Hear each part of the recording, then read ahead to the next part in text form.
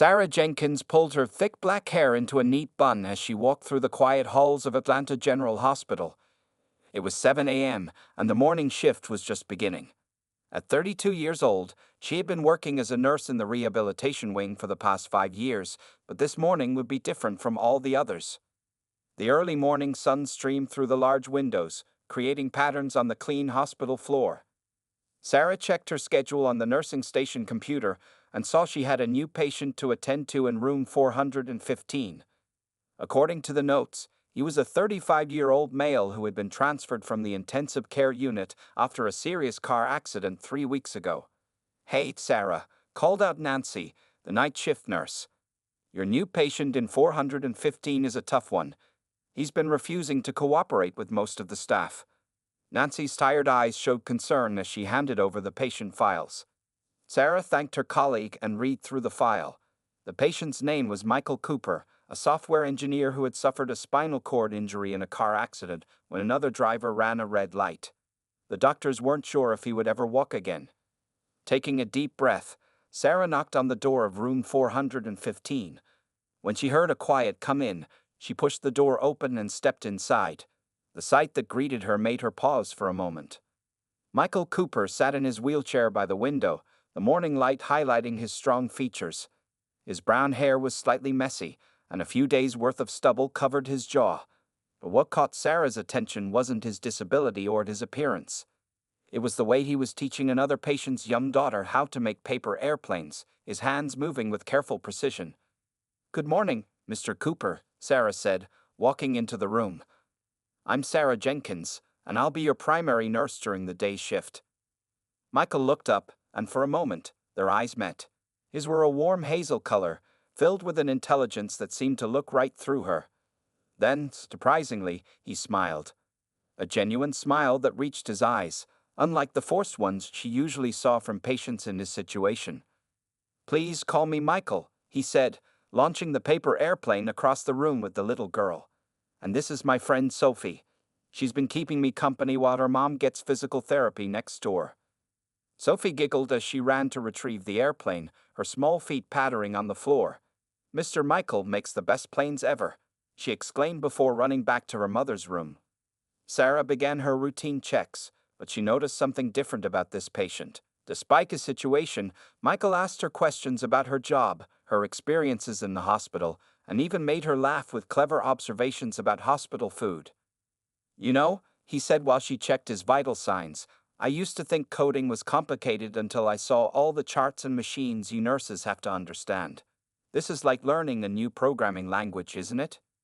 Sarah found herself smiling more than usual. "I never thought about it that way, but you're right. We do have our own language here." As she worked, Michael shared stories about his life before the accident. He had built his own software company from scratch, enjoyed hiking on weekends, and volunteered teaching coding to kids from underprivileged backgrounds. There was no self-pity in his voice, just a matter-of-fact acceptance of his current situation. When Sarah mentioned his reputation for being uncooperative, Michael laughed softly. "I guess I wasn't in the best mood the first few days," he admitted. "It's not easy going from running marathons to," he gestured at the wheelchair, "this. But wallowing won't help me get better, will it?" By the end of her morning rounds, Sarah realized she had spent more time in room 415 than necessary. There was something about Michael that made time flow differently. His positive attitude despite his circumstances, his quick wit, and the way he treated everyone, from doctors to cleaning staff, with genuine respect. As she left his room that morning, Sarah didn't know that this ordinary shift would mark the beginning of an extraordinary journey. She didn't know that the man in room 415, with his paper airplanes and thoughtful questions, would change her life forever. All she knew was that, for the first time in years, she was already looking forward to her next shift. Over the next few weeks, Sarah found herself spending more time in room 415 than any other room in the hospital. She would often arrive a few minutes early for her shift, just to check on Michael before her other patients. The other nurses noticed but said nothing, though their knowing smiles said plenty. One morning, Sarah's friend and fellow nurse, Lisa, pulled her aside at the nursing station. "Girl, I see how you light up around him," Lisa whispered. "But are you sure about this? He might never walk again, and you know how some people will react to." She paused, gesturing vaguely. You know, the racial difference. Sarah felt her cheeks warm. We're just friends, she said firmly, though her heart skipped a beat whenever Michael smiled at her. And I don't care what people think about any of that. During physical therapy sessions, Sarah watched Michael push himself harder than any patient she ever seen. Despite the sweat dripping down his face and the obvious pain, he never complained. Instead, he would joke with her between exercises. You know what's funny? He said one day, taking a break from his arm exercises. Before the accident, I spent 12 hours a day sitting at a desk coding. Now I'd give anything to sit at a desk again. His laugh was genuine, even though his arms trembled from exhaustion. Sarah's family noticed her changing schedule and frequent mentions of her special patient. One Sunday dinner at her parents' house in their modest Atlanta suburb, her mother cornered her in the kitchen. "Baby," her mother said, cutting straight to the point as she stirred a pot of collard greens, "tell me about this white man you keep talking about." Sarah busied herself setting the table. "Mama, he's just a patient, a friend." Her mother turned away from the stove, fixing her with a knowing look. "Sarah Jenkins, I've raised you for 32 years. I know when my daughter's heart is involved." She sighed deeply. "Is he good to you?" "He's kind, Mama. Smart. Funny, and his disability doesn't change who he is inside." Her mother was quiet for a long moment. "You know it won't be easy. Some people will stare, some will talk." "Some people already do," Sarah replied softly. "But I've learned from you and Daddy that love doesn't see color. And it doesn't see wheelchairs either." Meanwhile, Michael's family had their own concerns. His sister Catherine visited one afternoon while Sarah was checking his vitals. The tension in the room was thick enough to cut with a knife. "Mickey," Catherine said after Sarah left, "I see how you look at her. But have you thought this through? Your life is already complicated enough with the injury. An interracial relationship will just make things harder." Michael's voice was firm when he replied, "Kat, that accident taught me life's too short to care what other people think. Sarah sees me as a person, not a patient, not a disability, and I see her for who she is, the strongest, most compassionate woman I've ever met." The following week, during a particularly tough therapy session, Michael fell while trying to support himself on the parallel bars. Sarah rushed to help him, but he held up a hand. "Let me," he said firmly. Using his upper body strength, he pulled himself back into his wheelchair. Once settled, he looked at Sarah with determination in his eyes. "My company board members visited yesterday," he said. "They think I should step down as CEO because of—" He gestured to his legs. "But I'm going to prove them wrong, just like I'm going to prove everyone wrong about us." Sarah's heart jumped. It was the first time either of them had acknowledged there was an us. "About that," she said, trying to keep her voice steady, "my mama wants you to come to Sunday dinner." Michael's face broke into that bright smile she'd grown to love. "Will there be collard greens?" "Of course. And questions. Lots of questions." "I can handle questions," he said, reaching for her hand. "I've got nothing to hide and everything to prove." As their fingers intertwined, both knew they were breaking more than just physical barriers. They were challenging society's preconceptions about love, ability, and race, one day, one smile, one touch at a time. The Sunday dinner at Sarah's family home turned out to be a turning point in their relationship. Michael arrived early, dressed in a crisp blue shirt, his wheelchair polished to a shine. He had even gotten a fresh haircut for the occasion. Sarah's father, James Jenkins, a tall man with kind eyes, met them at the door. He had built a wooden ramp over the front steps the day before, a gesture that brought tears to both Sarah's and Michael's eyes. "Welcome to our home, son," James said, his deep voice warm and welcoming. In the kitchen, Sarah's mother, Gloria, was putting the finishing touches on her famous sweet potato pie. "Something smells amazing, Mrs. Jenkins," Michael said, wheeling himself into the kitchen. Gloria smiled, wiping her hands on her apron. "Call me Gloria, baby, and if you like the smell, wait until you taste it." During dinner, Michael charmed everyone with stories about his work and his plans for the future. Sarah's teenage nephew, Marcus, was especially excited when Michael offered to teach him computer programming. "You know," Gloria said, serving dessert, "I haven't seen my Sarah smile this much since she was a little girl." Sarah blushed, but Michael reached for her hand under the table and squeezed it gently. The following weeks brought many changes. Michael was finally discharged from the hospital, but he continued his outpatient therapy sessions. Sarah would visit him during her breaks, bringing him homemade lunches prepared by her mother. One day, while they sat in the hospital garden between his therapy session and her shift, Michael looked unusually serious. "Sarah," he said, watching a butterfly land on a nearby flower, "I need to tell you something important." Sarah's heart skipped a beat. "What is it?" "The board members at my company, they tried to force me out last week." He took a deep breath. "But instead of giving up, I showed them our new software project, the one I've been working on from my hospital bed. It's a program to help people with disabilities navigate public spaces better." Sarah leaned forward, interested. "Like what?" "It shows wheelchair-accessible routes, rates buildings on accessibility, helps find parking spots. I got the idea after realizing how much of the world isn't made for people like me." He smiled. "The board not only kept me on but approved full funding for the project." "Michael, that's wonderful," Sarah exclaimed, hugging him tightly. "There's more," he continued. "I want you to head up the medical advisory team for the project. No one understands both the medical and human side of disability better than you." Sarah sat back, stunned. "But I'm just a nurse." Michael shook his head. "You're never just anything, Sarah Jenkins. You're the woman who saw me as a person when others saw a patient. The woman who believes in me even when I doubt myself." That evening, they had their first official date outside the hospital. Michael had arranged everything, choosing a restaurant with good wheelchair access. He wore a suit. She wore a red dress that made his eyes light up when he saw her. During dinner, other diners occasionally stared at them, some because of Michael's wheelchair, others because of their different races. But wrapped in their own world, Sarah and Michael hardly noticed. "You know what's funny?" Sarah said, taking a sip of wine. "My mama asked me last night if I was sure about us. She said life might be harder with you." Michael tensed slightly. "What did you tell her?" Sarah reached across the table and took his hand. "I told her life is already perfect with you." Later that night, as Michael's driver helped him into the car, he pulled Sarah close. "I never thought I'd find love in that hospital room," he whispered. "I thought my life was over after the accident. Instead, it was just beginning." Sarah touched his cheek gently. "Our life," she corrected him. "Our beginning." As they said goodnight, both knew they had found something rare and precious. Their love wasn't just about overcoming barriers or proving points to society.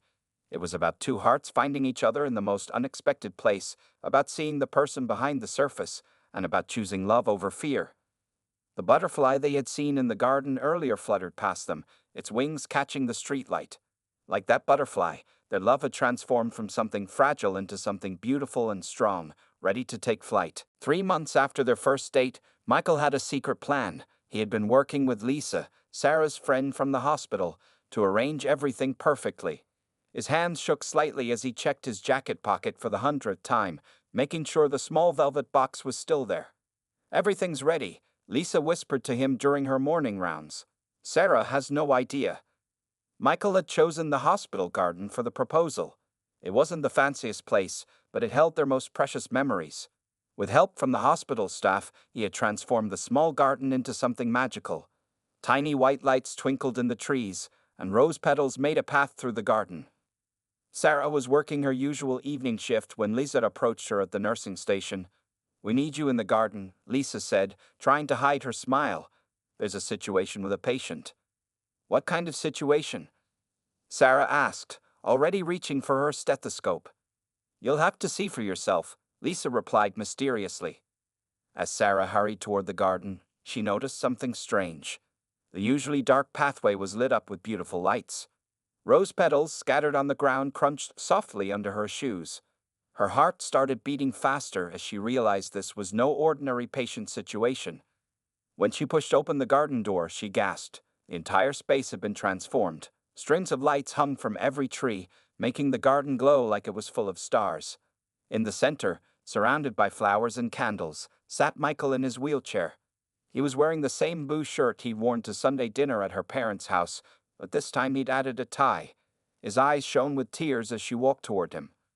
"Michael," she whispered, "what is all this?" Instead of answering, he reached into his pocket and pulled out a small remote control. When he pressed a button, soft music filled the garden. It was At Last by Etta James, the song that had been playing during their first date. "Sarah Jenkins," Michael began, his voice shaking slightly. "Before I met you, I thought my accident had taken away my chance at love. I thought no one would want a man in a wheelchair."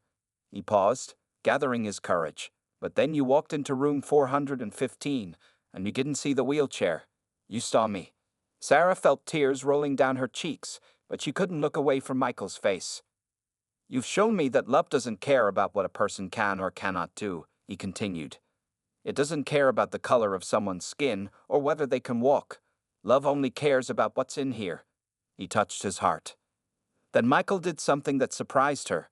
With visible effort, he pushed himself up slightly in his wheelchair, just enough to reach into his other pocket. His hands trembled as he pulled out a small velvet box.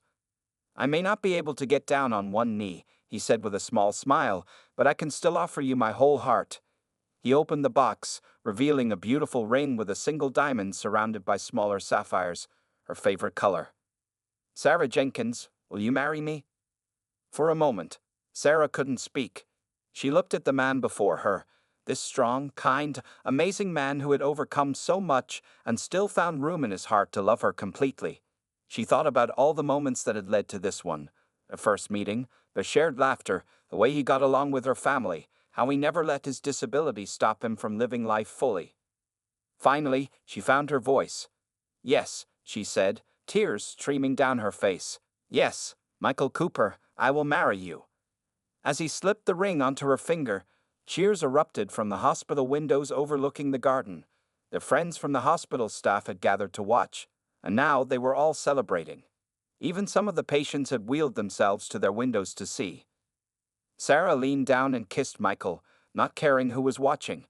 In that moment, they weren't a black woman and a disabled white man. They were simply two people in love, ready to face whatever challenges life might bring, together. "I love you," Michael whispered against her lips. "I love you too," Sarah replied, looking at her ring sparkling in the garden lights. "Always." In the background, Etta James continued to sing about finding love at last, and for Sarah and Michael, those words had never felt more true. The months following Michael and Sarah's engagement were filled with both joy and challenges. Planning a wedding that would accommodate everyone's needs proved to be more complicated than either of them had expected. One sunny Saturday morning, Sarah sat at her mother's kitchen table, surrounded by wedding magazines and sample invitations. Gloria Jenkins watched her daughter with concerned eyes as Sarah crossed off another venue from their list. "Baby," Gloria said, placing a fresh cup of coffee in front of Sarah, "that's the 5th place you've rejected. What was wrong with this one?" Sarah sighed, pushing her hair back from her face. "The reception hall was upstairs, Mama. No elevator. Michael wouldn't be able to greet all our guests properly." She took a sip of coffee. "I want everything to be perfect for him." "Perfect doesn't mean easy," Gloria replied wisely. "Your daddy and I got married in 1975.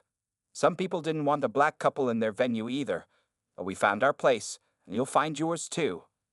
Later that week, Michael surprised Sarah by taking her to a beautiful garden event center on the outskirts of Atlanta. The owner, an elderly woman named Mrs. Thompson, greeted them with a warm smile. "My late husband was in a wheelchair too," Mrs. Thompson explained as she showed them around. "We designed this place to be accessible for everyone. The paths were smooth and wide, the bathrooms were specially equipped, and the reception area had a gentle slope instead of stairs." Sarah squeezed Michael's hand as they toured the venue. "It's perfect," she whispered. But not everything went as smoothly. When they met with the first wedding planner, the woman kept directing all her questions to Sarah, acting as if Michael wasn't even there. "What does the bride want for her special day?" the planner asked, completely ignoring Michael's attempts to participate in the conversation.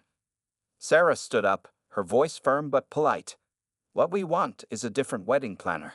This is our day, not just mine."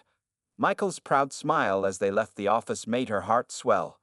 They found their perfect planner in Jason, a young man who treated them both with respect and had creative ideas for making every aspect of the wedding accessible. "We can create a special platform for your first dance," Jason suggested during one meeting. and the DJ booth can be lowered so Michael can make his speech comfortably. The guest list brought its own challenges. Some of Michael's business associates made excuses when they received their invitations. A few of Sarah's extended family members expressed their concerns about the marriage. One evening, after another declined invitation arrived, Sarah found Michael in his home office, staring at his computer screen. "Hey," she said softly, "you okay?"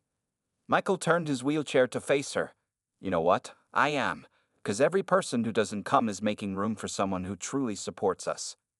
Sarah sat on his lap, something that had become natural for them. "When did you get so wise?"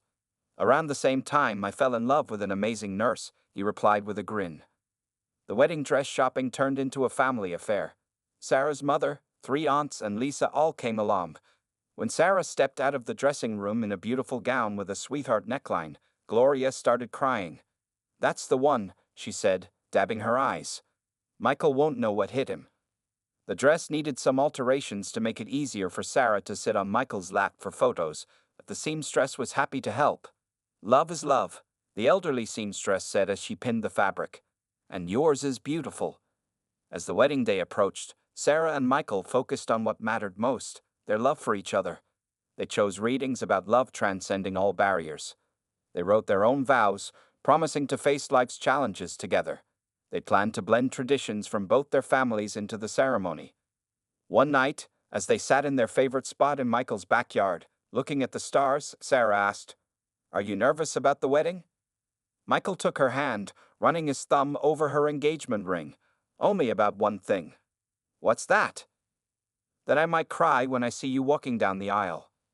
Sarah leaned over and kissed him softly. "Then we'll cry together." The morning of the wedding dawned bright and clear. Sarah stood at her parents' bedroom window, watching the sunrise paint the sky in shades of pink and gold. Her wedding dress hung nearby, catching the early morning light. "Baby girl," Gloria Jenkins called softly from the doorway. "Time to start getting ready." The bridal room at the garden venue was filled with activity. Sarah's bridesmaids, dressed in soft blue gowns, helped her with her hair and makeup. Lisa, her maid of honor, carefully arranged the veil. "Michael asked me to give you this," Lisa said, handing Sarah a small blue box. Inside was a delicate silver bracelet with a note. "For my beautiful bride.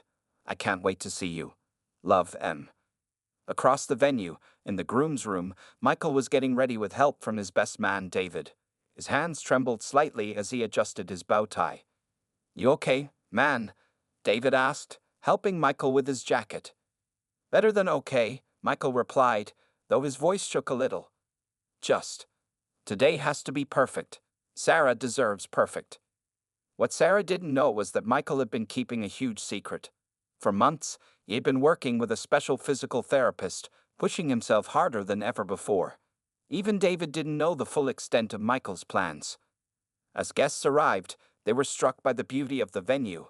Wide, smooth paths were lined with flowers. The ceremony area had been arranged so every guest could see clearly, whether standing or seated. Michael's company had provided special tablets on each seat, displaying real-time captions of the ceremony for hearing-impaired guests. Sarah's father knocked on the bridal room door. "Ready, princess?"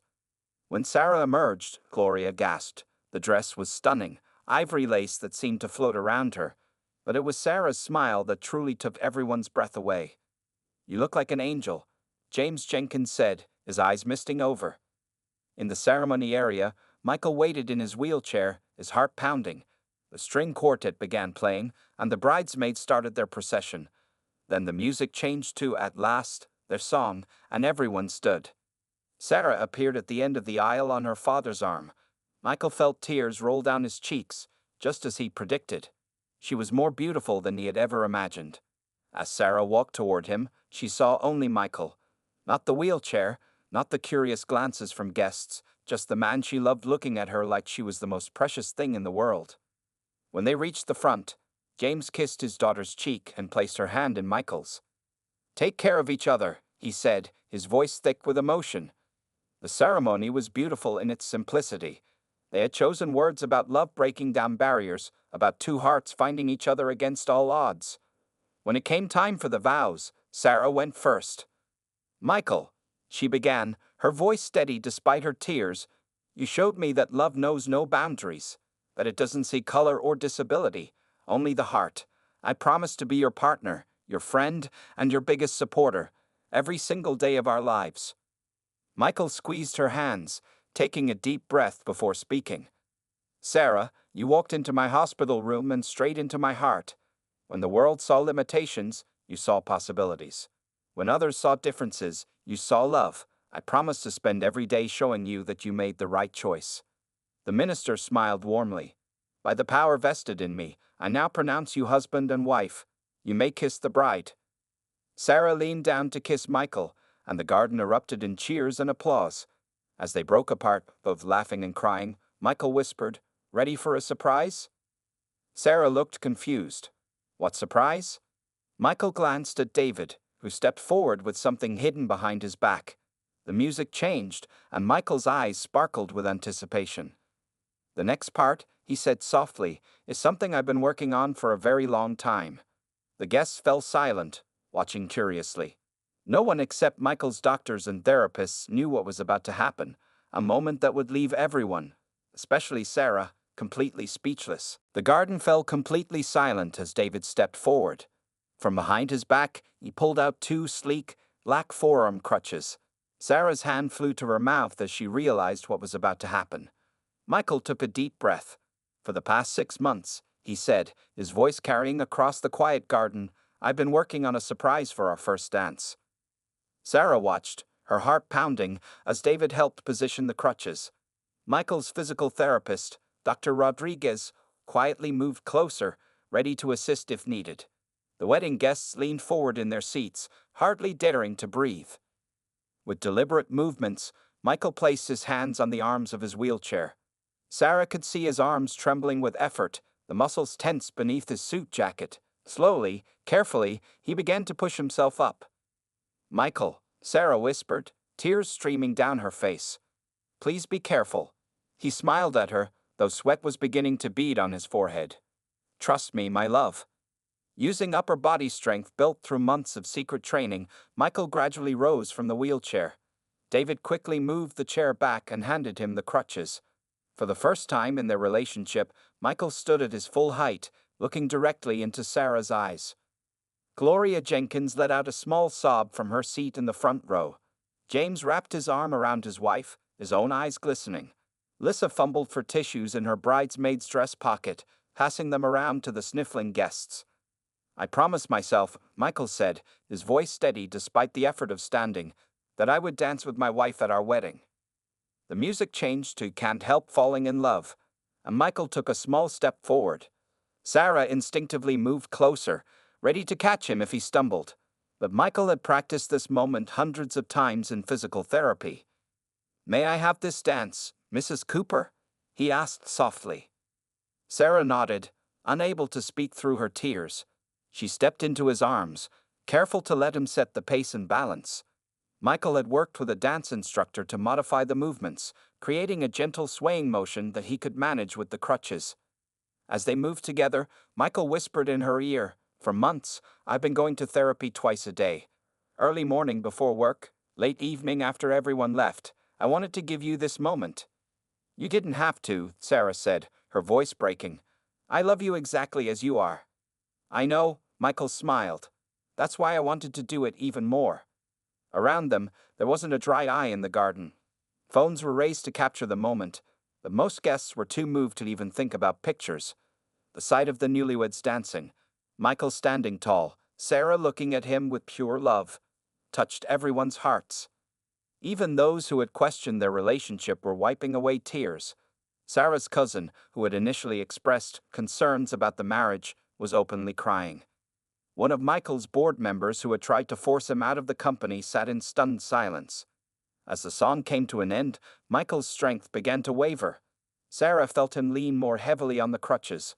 Without missing a beat, she signaled to David, who smoothly brought the wheelchair forward. Michael lowered himself back into it, exhausted but triumphant. The garden erupted in applause and cheers. Sarah knelt beside Michael's wheelchair and kissed him deeply, not caring that her mascara was running or that hundreds of eyes were watching. "That was the most amazing thing anyone has ever done for me," she said when they finally broke apart. Michael cupped her face in his hands. You make me want to do amazing things. You make me want to be more than anyone thought I could be. Lisa stepped forward with a glass of water for Michael, her makeup completely ruined from crying. You two, she said, shaking her head, are going to be a tough act to follow. As the reception began, guests came up one by one to congratulate them. But more than the wedding itself, they talked about the dance, about the months of secret preparation, about the love that had inspired such determination, about the moment that proved that nothing was impossible when two hearts believed in each other completely. Sarah never left Michael's side that evening, her hand constantly finding his, both of them still emotional from their first dance. Their wedding had become more than a ceremony. It had become a testament to the power of love to overcome any obstacle. The video of Sarah and Michael's first dance went viral within days of their wedding. Someone had captured the entire moment on their phone, from Michael rising from his wheelchair to their gentle dance together, and shared it online. By the end of their honeymoon week in the Bahamas, the video had millions of views. Look at this comment, Sarah said, showing Michael her phone as they sat on their hotel balcony overlooking the ocean. Their love gives me hope. My daughter is in a wheelchair, and I've been worried about her future. This shows that true love has no limitations. Michael squeezed her hand. Maybe that's why everything happened the way it did, not just for us, but for others too. When they returned home, letters and emails poured in from around the world. People shared their own stories of love across racial lines, of relationships where one partner had a disability, of couples who had faced judgment and opposition, but chose love anyway. One morning, as Sarah was getting ready for her nursing shift, she found Michael in his home office, staring intently at his computer screen. "What are you working on so early?" she asked, bringing him a cup of coffee. Michael's eyes sparkled with excitement. "Remember my accessibility app? Well, I've been thinking, what if we expanded it? Not just for physical accessibility, but to help people find inclusive spaces, places where mixed-race couples, people with disabilities, everyone can feel welcome." Sarah sat on the edge of his desk, like a guide to places where love doesn't have to explain itself. "Exactly," Michael nodded. "And I want you to help me build it. Your perspective as a nurse, as a black woman, as my wife, it's invaluable." Together, they began working on the project. Sarah continued her nursing job but spent her free time helping Michael develop the app. They called it Love Without Limits, and it quickly became more than just a business venture, it became a movement. 6 months after their wedding, they were invited to speak at a conference about inclusive technology. Sarah watched proudly as Michael wheeled onto the stage. He could have walked with his crutches, he still practiced regularly, but he chose to use his wheelchair for the presentation. "Some people see this wheelchair as a limitation," he told the audience, gesturing to his seat. "But it led me to the love of my life. It taught me that what others see as obstacles can become bridges to something beautiful." Sarah joined him on stage, and together they shared their story. They talked about the challenges they faced, about their viral wedding dance, and about their mission to help others find acceptance and love. After the conference, a young interracial couple approached them. The man was in a wheelchair, and his girlfriend was wiping away tears. "We've been afraid to tell our families about us," the girl explained. "But seeing you two, hearing your story, it gives us courage." That night, as Sarah and Michael got ready for bed, she noticed him smiling at their wedding photo on the nightstand. "Penny for your thoughts?" she asked, sitting on the edge of their bed. "I was just thinking about that day in room 415, he said, moving from his wheelchair to join her. "How scared I was that no one would ever see past this wheelchair. And then you walked in, with your beautiful smile and your kind heart, and you saw me, just me." Sarah leaned against him. "And now we're helping others see love differently too." "Speaking of which," Michael said, pulling her closer, "there's something else I want to tell you." He placed her hand on her stomach. "Remember last week when you weren't feeling well? I called your doctor friend Lisa." Sarah's eyes widened. "Michael Cooper, are you saying what I think you're saying?" His smile grew bigger. "In about 8 months, we're going to have a little person who will see love exactly the way we do, without limits, without barriers, just pure and beautiful." Sarah burst into happy tears, wrapping her arms around her husband. Their story had started in a hospital room, grown through challenges, bloomed in a garden wedding, and now is expanding to include a new life, A child who would grow up knowing that love doesn't see color, doesn't see disability, doesn't see anything but the heart. As they held each other, both thinking about their future, they knew that their greatest adventure was just beginning. Their love story wasn't just about breaking barriers anymore. It was about building bridges for others to follow, about showing the world that when love is real, nothing else matters.